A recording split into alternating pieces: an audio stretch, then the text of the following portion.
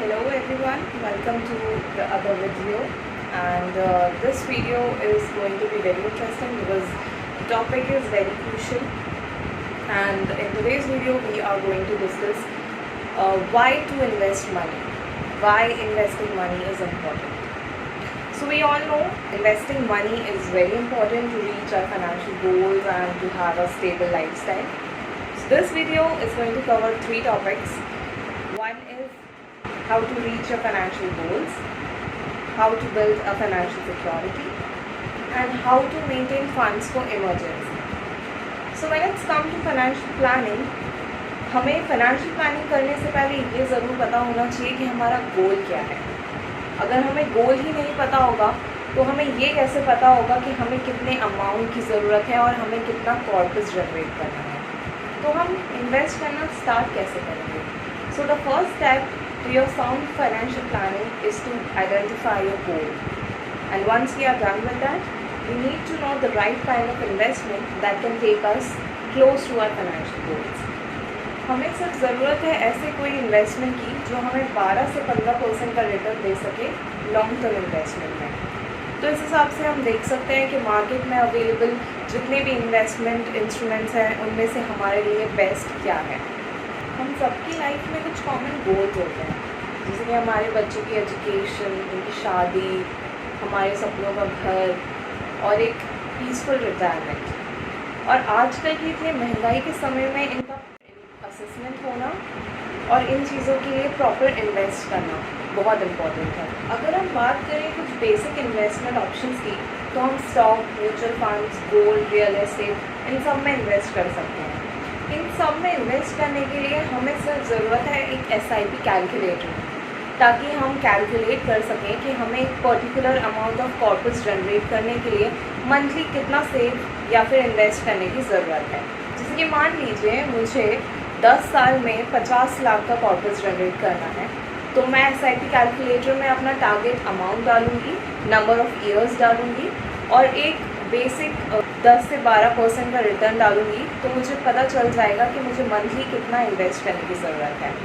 यहाँ पे मैं आपको दिखा देती हूँ कि इन्वेस्टो कैफ़े की वेबसाइट पे आप कैसे SIP कैलकुलेट कर सकते हैं. इन्वेस्टो कैफ़े की वेबसाइट है www.investocafe.com, और जब आप वेबसाइट ओपन करेंगे तो आप इस पेज पर लैंड करेंगे. यहाँ पर आपके सामने ऑप्शन होगा कैलकुलेट योर मंथली SIP. आपको इस ऑप्शन पे क्लिक करना है.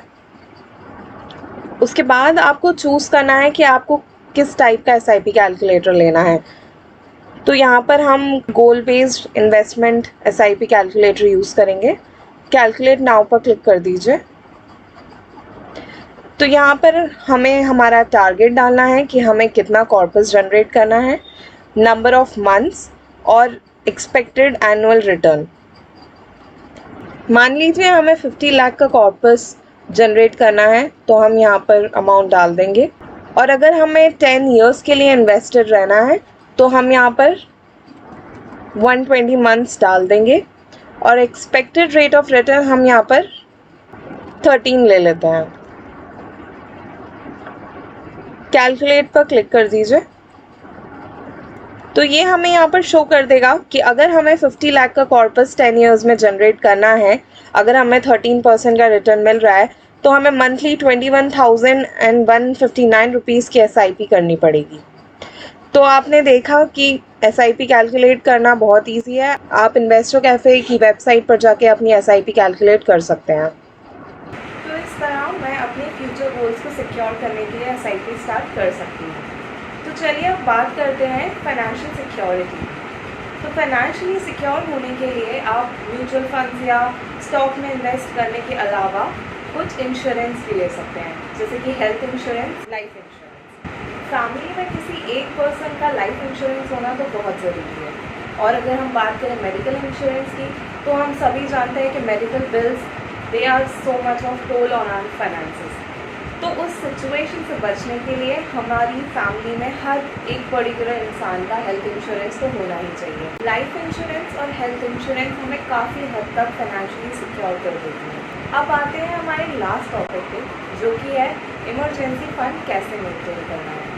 तो म्यूचुअल फंड्स में इन्वेस्ट करना और इंश्योरेंस प्रीमियम भरने के अलावा भी हमारे सेविंग्स अकाउंट में कुछ पर्टिकुलर अमाउंट हमेशा होना चाहिए। अमाउंट डिपेंड करता है हमारे मंथली एक्सपेंडिचर पे।